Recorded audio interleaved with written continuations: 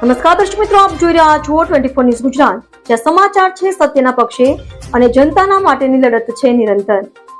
ગુજરાતના દરેક ખૂણામાંથી લોકલથી લઈને નેશનલ સુધી દરેક ઘટના, દરેક હકીકત સૌથી પહેલા અને સૌથી સાચી રીતે ફક્ત અહીં. હું છું અર્પિતા પટેલ. ચાલો શરૂ કરીએ આજના મુખ્ય સમાચાર. શ્રી મોગલમાં માનવ સેવા ટ્રસ્ટ ચલાલા સુરત દ્વારા સેવાભાવી મિત્રોનું સન્માન કરવામાં આવ્યું.